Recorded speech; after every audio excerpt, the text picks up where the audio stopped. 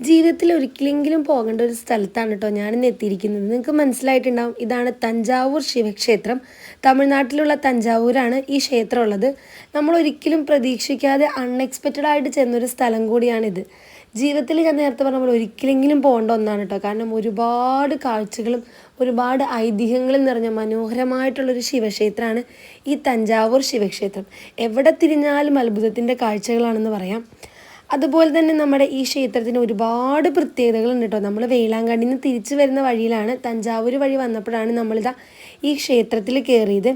എന്താ പറയുക, നാനാജാതി മതസ്ഥർ, പലതരത്തിലുള്ള ഹിന്ദുക്കൾ, മുസ്ലിംസ്, ക്രിസ്ത്യൻസ് എല്ലാവരും ഒരുപോലെ പോകുന്നൊരു ക്ഷേത്രമാണ് കേട്ടോ. എവിടെ തിരിഞ്ഞാലും ഓരോരോ ക്ഷേത്രങ്ങളാണ്. ഏകദേശം 10-ാം നൂറ്റാണ്ടിലാണ് കേട്ടോ ചോള രാജാവായ രാജരാജ ചോളനാണ് നമ്മുടെ ഈ ക്ഷേത്രം നിർമ്മിച്ചത്. അതുപോലെ തന്നെ യുനെസ്കോയുടെ ലോക പൈതൃക പട്ടികയിൽ ഇടം പിടിച്ച ഒരു ക്ഷേത്രമാണ്. അതുപോലെ ഗ്രേറ്റ് ലിവിങ് ചോള ടെമ്പിൾസ് എന്ന ഗ്രൂപ്പിൻ്റെ ഭാഗമാണ് നമ്മുടെ ഈ തഞ്ചാവൂർ ശിവക്ഷേത്രം. അതുപോലെ തന്നെ ശിവക്ഷേത്രത്തിന് 216 അടി ഉയരമുണ്ട്. അക്കാലത്ത് ഏറ്റവും ഉയരമുള്ള നിർമ്മിതികളിൽ ഒന്നുകൂടിയായിരുന്നു നമ്മുടെ ഈ തഞ്ചാവൂർ ശിവക്ഷേത്രം. പിന്നെ എടുത്തു പറയേണ്ട ഒന്നെന്ന് പറഞ്ഞു കഴിഞ്ഞാൽ, ഈ ക്ഷേത്രം പൂർണ്ണമായും ഗ്രാനൈറ്റ് കല്ലുകൾ കൊണ്ടാണ് നിർമ്മിച്ചിരിക്കുന്നത്. ഇതിന് മറ്റുള്ള കോൺക്രീറ്റോ മറ്റു പശകളോ ഒന്നും തന്നെ ഉപയോഗിച്ചിട്ടില്ല. അന്നത്തെ കാലത്ത് ഇത്രയും വലിയൊരു ക്ഷേത്രം എന്ന് പറഞ്ഞാൽ മഹാ അത്ഭുതം തന്നെയാണ് കേട്ടോ.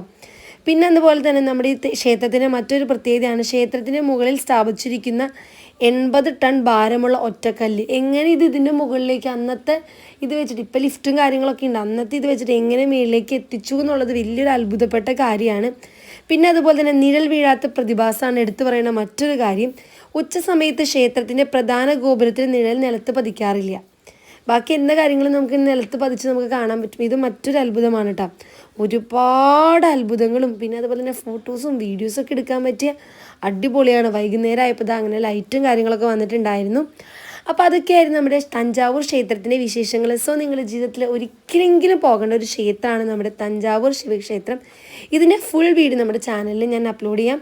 പിന്നെ അതുപോലെ നമ്മുടെ വേളാങ്കണ്ണി യാത്രയുടെ വീഡിയോസൊക്കെ അപ്ലോഡ് ചെയ്യാം. അപ്പോൾ അത്രയുള്ള മറ്റൊരു അടിപൊളി വ്ളോഗായിട്ട് വീണ്ടും വരാം.